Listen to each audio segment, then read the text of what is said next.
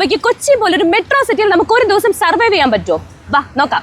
ബ്രേക്ക്ഫാസ്റ്റിന് വേണ്ടി നമ്മൾ പോയിട്ടുണ്ടായിരുന്നത് കളമശ്ശേരി കുസാറ്റിലുള്ള കഫേ കുസാറ്റ് എന്നുള്ള ക്യാൻറ്റീനിലേക്കായിരുന്നു. 2 ദോശയും വിത്ത് സാമ്പാറും ചട്നിയും കൂടി 20 രൂപയുള്ളൂ. ഫുഡിനൊക്കെ അടിപൊളി ടേസ്റ്റ് ആയിരുന്നു. ബാലൻസ് 80 രൂപയുണ്ട്. ഉച്ചയ്ക്കത്തെ ഫുഡ് കഴിക്കാൻ വേണ്ടിയിട്ട് നമ്മൾ പോയിട്ടുണ്ടായിരുന്നത് കച്ചേരിപ്പെട്ടിലുള്ള സമൃദ്ധി കിച്ചൺ എന്ന് പറഞ്ഞൊരു സോഷ്യൽ ഹബിലേക്കായിരുന്നു. ഇവിടെ ഉച്ചയ്ക്കത്തെ ഊണിന് വെറും 20 രൂപയേ ഉള്ളൂ. വിത്ത് സാമ്പാർ, തോരൻ, അച്ചാറ്, പപ്പടം. എന്റെ ക്യാമറ മുങ്ങി. ഞാൻ നിന്നെ എന്തിനാ അങ്ങോട്ട് വിട്ടത്? പിന്നെ ഞാൻ തന്നെ വീഡിയോ എടുക്കാന്ന് വെച്ചു. കഴിച്ച പ്ലേറ്റും കഴുകി വെച്ച് ബാക്കി 60 രൂപയായിട്ട് അടുത്ത സ്പോട്ടിലോട്ട്. വില കുറച്ച് കടിയും ചായയും കിട്ടുന്ന കട നോക്കി നടന്ന് പനമ്പള്ളി നഗറിലെ ഈ ചേട്ടന്റെ കടയിലെത്തി. കടയിലിരിക്കുന്ന കടികളൊക്കെ എന്നെ മാടി മാടി വിളിക്കുന്നു. ഒരു അര കട്ടൻ ചായ തരാൻ പറ്റുമോ? ഒരു 5 രൂപയ്ക്ക് ഒരു.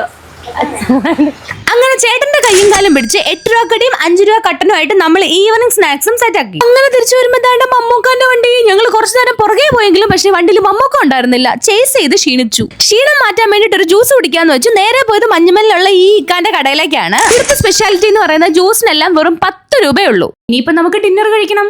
എടപ്പള്ളി സിഗ്നൽ അടുത്തുള്ള ഒരു തട്ടുകടയിലേക്കാണ് വന്നേക്കുന്നത്. അവിടെ ചെന്നിട്ട് 2 പൊറോട്ട പറഞ്ഞു വിത്ത് ചിക്കൻ ഗ്രേവി 20 രൂപ ആയുള്ളൂ. നേരെ വിട്ടു സ്കാൻഡിയിലേക്ക്. 5 രൂപയുടെ ഒരു സ്കാൻഡിയും വാങ്ങി ലാവിഷായിട്ട് ചലഞ്ച് കംപ്ലീറ്റ് ചെയ്തു.